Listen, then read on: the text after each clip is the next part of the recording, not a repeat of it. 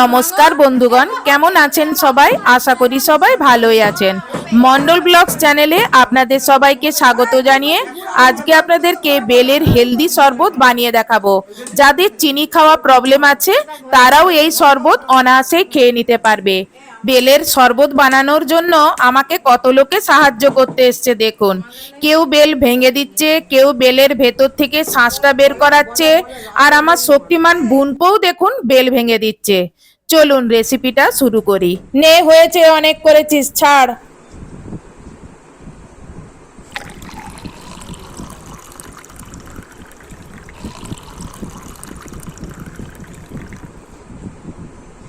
এবার আমরা বেলটা জলের সঙ্গে চটকাচ্ছি।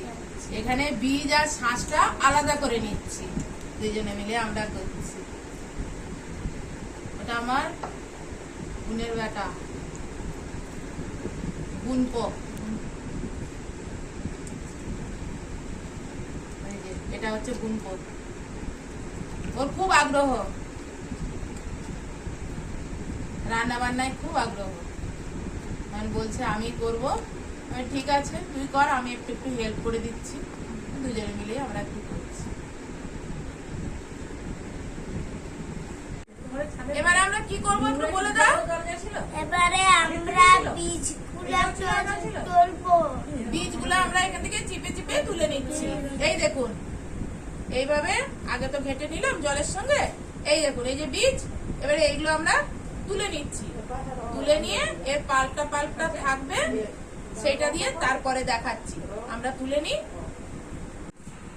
এবার আমরা তেলটা মিষ্টি আছে, কিন্তু আরেকটু মিষ্টি করার জন্য, যেহেতু শরবত খাবো সেই জন্য এখানে আমরা হেলদি শরবত করার জন্য চিনির বদলে আমরা এখানে কি মেশাবো? গুড় মেশাবো। চলুন এবার আমরা এর মধ্যে পরিমাণ মতন গুড় মেশাই। এই দেখুন, এইগুলো হচ্ছে গুড়। আর এই দেখুন আমরা কত বীজ হচ্ছে এখান থেকে চিপে চিপে ছেঁকে ছেঁকে তুলে নিয়েছি। এর মধ্যে আর কিন্তু কোনো বীজ নেই। এবার আমরা এর মধ্যে পরিমাণ মতন এই দেখুন গুড় মেশাচ্ছি। কারণ এখনই মেশাচ্ছি, এর কারণ হলো গুড়ের মধ্যে অনেক নোংরা থাকে। আমরা এইখানে এইভাবে গুলিয়ে নেব। গুলিয়ে নিয়ে এটা একবারে ছাঁকনিতে ছেঁকে নেব, তাহলে গুড়ের মধ্যে যে নোংরাটা আছে সেটাও ছাঁকা হয়ে যাবে। চলো একটু দেখি তো মিষ্টি হয়েছে কিনা। দেখো, এই যে আরো একটু দিতে হবে গুড়।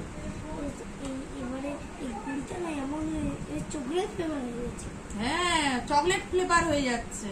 আর এবারে আমরা বানাবো আইসক্রিমে চকলেট ফ্লেভার বানাবে। গুড় দিতেই দেখুন চকলেটের মতন কালার এসে গেছে। তাই বলছে এটা আমরা চকলেট ফ্লেভারের আইসক্রিম বানাবো। বেলের গন্ধ ছাড়ছে, গুড় গুড় গন্ধ ছাড়ছে বলছে। দেখি একটু খেয়ে। মিষ্টিটা দারুণ হয়ে গেছে, গোলা হয়ে গেছে। এবার এর মধ্যে আমরা গুড় দিয়েছি, হ্যাঁ আমরা আরেকটু গুলতে হবে। হ্যাঁ, আরেকটু গুলছে। আর আমি এদিকে একটু পরিমাণ মতন, এটা হচ্ছে বিট লবণ মানে ব্ল্যাক সল্ট, এটা আমরা এখানে একটু ব্ল্যাক সল্ট দিয়ে দিচ্ছি। তাহলে এটা খেতে একটু আরো টেস্টি হয়। শুধু গুড় দিয়ে খেয়ে দেখবেন সেটা একরকম টেস্ট, আর বিট লবণ মিশিয়ে একটু খেয়ে দেখবেন সেটা একটু আলাদা টেস্ট। আমাদের বিট লবণ দিয়ে একটু খেতে ভালো লাগে, সেই জন্য আমরা এখানে বিট লবণ দিয়ে জিনিসটা শরবতটা বানাচ্ছি। চলুন একটু গুলিয়ে নিই, দিয়ে দেখি বিট লবণটা ঠিকঠাক দিলাম কিনা। আর একটু দিতে হবে বিট লবণটা, বেশি মিষ্টি মিষ্টি লাগে।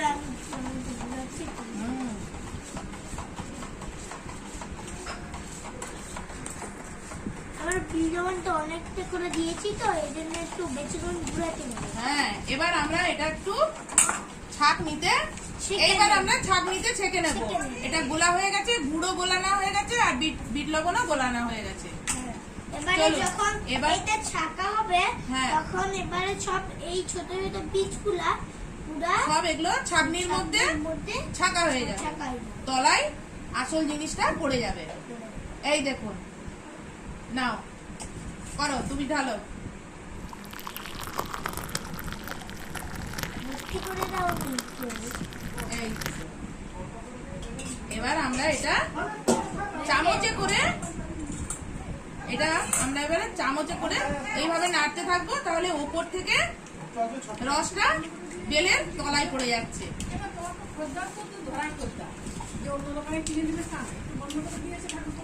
যখন আমরা এত গুলবো না, তখন আমি আর সব বীজগুলো সব নেমে যাবে। আর বীজগুলো উপরে নোংরা, গুড়ের নোংরা উঠে গেছে রে, ওখানটা কেটে দিবি। সব এখানে দেখুন ছাকা হয়ে যাচ্ছে। এই দেখুন হচ্ছে। এবার এগুলো একটু চামচে করে করে দেবো, যাতে বেলের এই মধ্যে যে এগুলো আইসক্রিমের মতন যেমন জমে গেছে। হ্যাঁ, আইসক্রিমের মতন এগুলো জমে গেছে। ওরা এখন ফ্রিজে রাখলে এক্ষুনি ওই আইসক্রিম যেমন রাত্রেবেলায় খায়, হ্যাঁ। ধোয়া উড়ে, তখন ধোয়া উড়ে যাবে। সেরকম ধোয়া হয়ে যাবে। ও বেলের আইসক্রিম করবে, হেলদি আইসক্রিম। যেহেতু এটা গুড় দিয়ে বানানো হচ্ছে, এটা হচ্ছে হেলদি আইসক্রিম হবে বেলের। এবার হয়ে গেছে, এবার আমরা একটু খেয়ে আপনাদেরকে বলছি কিরকম হয়েছে।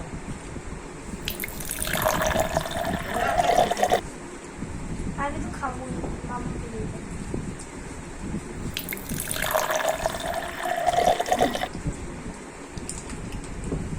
ব্যাস এবারে আচ্ছা, আমি এবার খেয়ে একটু দেখাচ্ছি।